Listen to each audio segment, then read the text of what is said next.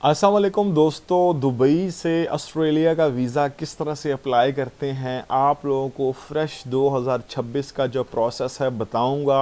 आप लोगों को किसी को भी पैसे देने की ज़रूरत नहीं है। मैं आपको बताऊंगा क्या आपको ये वीज़ा अप्लाई करना चाहिए, नहीं करना चाहिए, या अगर आप लोग अप्लाई करेंगे तो आपकी रिजेक्शन आ सकती है। इसमें जो भी चीज़ें हैं, डॉक्यूमेंट्स, अप्लाई कैसे होता है, ख़ुद से अगर आप लोग करना चाहते हैं कि आप लोग चाहते हैं कि यार मेरे पैसे ना ज़ाया हो जाए, कहीं मैं किसी कंसल्टेंट के पास दुबई में जाऊं, उसे पैसे दे दूं और फिर मेरा वीज़ा भी ना लगे। क्योंकि देखिए जी, हमारे समेत जितने भी कंसल्टेंट हैं उनकी यही होती है, कोई आए, हम उससे फ़ीस लें, वीज़ा अप्लाई करें। लेकिन मैं साथ साथ आपको रियलिटी भी बताऊंगा कि आप लोगों ने मेन किन चीज़ों का ख्याल करना है ताकि आप लोगों का नुकसान ना हो बीइंग अ प्रोफेशनल कंसल्टेंट। क्योंकि आप दोस्त प्यार करते हैं, दुबई, सऊदीया, डिफरेंट कंट्रीज से हमें मैसेजेस करते हैं, इन्फॉर्मेशन लेते हैं और हमें भी अच्छा लगता है कि आप लोगों को सच बताएं।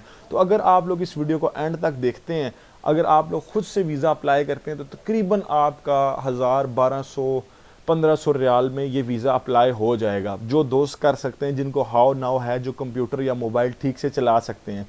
और अगर आप लोग नहीं भी खुद से चला सकते मोबाइल, तो मैं आपको फर्दर ऑप्शन बताऊंगा कि आप लोगों ने करना क्या है।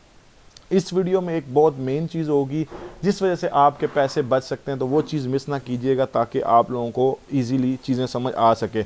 सबसे पहले तो देखें, अगर आप लोगों ने ऑस्ट्रेलिया का वीज़ा दुबई से अप्लाई करना है तो उसमें मेन पॉइंट है कि आपके जितने भी डॉक्यूमेंट्स हैं वहाँ पर रेजिडेंसी के, मींस कि आपकी एमरेट्स आईडी, आपकी वीज़ा कॉपी, जितने भी डॉक्यूमेंट्स हैं लास्ट 3 मंथ्स के लिए जो है वो वैलिड होने चाहिए। मींस के 3-4 महीनों के लिए आपके डॉक्यूमेंट्स जो है वो वैलिड होने चाहिए। ठीक है, अगर किसी भाई के कम भी है तो उसका एक अदर जो है हल होता है, फिर हम उन दोस्तों को बताते हैं जिनके कम होते हैं, वो एक स्पेशल प्रोसेस होता है। उसके अलावा आप लोग वहाँ पे जॉब कर रहे हो या कोई अपना बिजनेस कर रहे हो यूएई में, उसके अलावा जो है यहाँ पर आप लोगों के पास कोई बड़ी ट्रैवल हिस्ट्री की ज़रूरत नहीं है।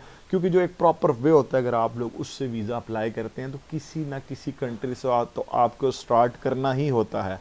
ठीक है, अब बड़े सारे लोग कहेंगे यार ट्रैवल हिस्ट्री के बगैर वीज़ा नहीं मिलता। देखिए, जिनसे हमने प्रोफेशनल कंसल्टेंसी सीखी है ना, तो वो हमेशा यही कहते थे कि कंसल्टेंसी जो होती है मेन, जब आप वीज़ा अप्लाई करते हैं ट्रैवल हिस्ट्री मैटर नहीं करती। अगर आप प्रॉपर वे से करते हैं तो फिर जब हमसे कोई करवाता है तो हम उसको वे बताते हैं। उसके अलावा आपके पास थोड़ी बहुत बैंक स्टेटमेंट होनी चाहिए। अच्छा, एक चीज़, अगर आपके पास बैंक स्टेटमेंट नहीं है फिर किस तरह से वीज़ा अप्लाई होता है वो भी मैं आप लोगों को बताऊंगा। अच्छा, ये चीज़ें आपके पास सारी कंप्लीट हो गई है। अब आप लोगों ने करना क्या है, सबसे इंपॉर्टेंट डॉक्यूमेंट्स जो आपका वैलिड पासपोर्ट होना चाहिए, एमरेट्स आईडी, वीज़ा कॉपी, सारी चीज़ें वैलिड होनी चाहिए। आपका सैलरी सर्टिफिकेट, अगर बिजनेस है तो ट्रेड लाइसेंस, 6 मंथ की bank statement, travel plan, travel itinerary, flight reservation, hotel reservation, NOC letter आपको चाहिए होगा। अगर एनओसी लेटर नहीं है तो उसका हल है, फेक लेटर नहीं लगाना, ना फेक काम करना है, उसका जेन्युइन हल है जो मैं आपको बता सकता हूँ। लेकिन उन्हीं लोगों को जो सीरियस में वीज़ा अप्लाई कर रहे होंगे, जस्ट उन्हीं को वो हल बताया जा सकता है। उसके अलावा आप लोगों ने ऑनलाइन जाना है, वीज़ा एप्लीकेशन फॉर्म जो है उसको कम्प्लीटली फिल करना है, सिलेक्ट करना है आप लोगों ने सब क्लास 600 वीज़ा कैटेगरी को। फिर जो है वहाँ पर फॉर्म फिल करके सारे डॉक्यूमेंट्स जो है अपने अपलोड कर देने हैं। बायोमेट्रिक्स के लिए आप लोगों ने फिर जाना है वीएफएस में, वहाँ पर जाके आपके फिंगरप्रिंट्स होते हैं, आपकी फ़ोटोज़ ली जाती हैं और फिर जो है आपका प्रोसेस कंप्लीट हो जाता है। 15 से लेके 30 दिन में आपका जो डिसीजन है वो आ जाता है। अच्छा देखें, अब अगर आपकी सैलरी कम है या आपके पास कम बैंक स्टेटमेंट है तो आप लोगों ने क्या करना है। अगर तो सैलरी कम है, मैं अक्सर आप लोगों को कहता हूँ कि आप लोग कुछ सेविंग करें, वीज़ा अप्लाई एकदम से ना करें। बस किसी का वीज़ा लगा ऑस्ट्रेलिया का, वो जा रहा है, आप सोचें यार मैं भी वीज़ा अप्लाई करता हूँ, मैं जल्दी जल्दी वीज़ा अप्लाई करता हूँ, वो उस तरह से रिजेक्शन होगी।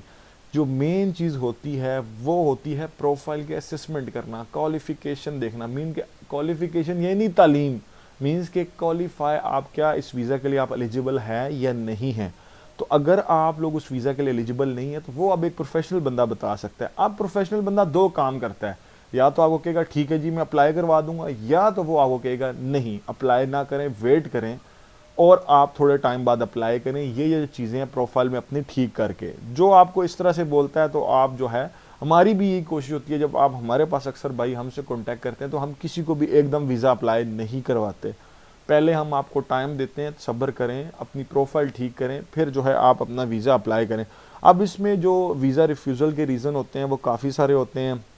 फॉर्म सही फिल नहीं किया, डॉक्यूमेंट्स प्रॉपर अपलोड नहीं किए, अटैच नहीं किए, तो वो आप लोग चीज़ें देख लिया करें।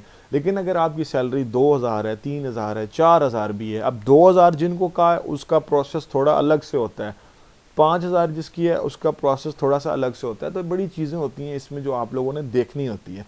तो जो मेन पॉइंट था वो यही था कि पहले प्रोफाइल की असेसमेंट करें, प्रोफाइल को देखें, फिर वीज़ा अप्लाई करें। अप्लाई करने वाले को देखो जी, अप्लाई करने वाले को तो अपनी कंसिस्टेंसी मिल रही है, उसने तो नहीं देखना कि आपको वीज़ा लगेगा नहीं लगेगा, ये आपका काम है। और बीइंग अ प्रोफेशनल कंसल्टेंट, मैं किसी को गलत नहीं कह रहा, अगर आप लोग हमारे पास आते हैं तो हम आपको फाइल जो है असेसमेंट, प्रोफाइल असेसमेंट की सर्विसेज देते हैं, जिसमें हम भी पहले थोड़े से चार्जेस लेते हैं जो कि बिल्कुल ना होने के बराबर होते हैं। लेकिन आपका फ़ायदा इतना होता है जो मैं आपको बता नहीं सकता। आपकी वीज़ा फ़ीस बच जाती है, आपकी रिफ्यूज़ल नहीं होती, आपके जो है मतलब बड़े सारे फ़ायदे हो सकते हैं। तो चीज़ों को समझें, प्रोफेशनल वे में आएँ, रियलिटी में आएँ, ताकि आप दोस्तों को फ़ायदा हो। अस्सलाम वालेकुम।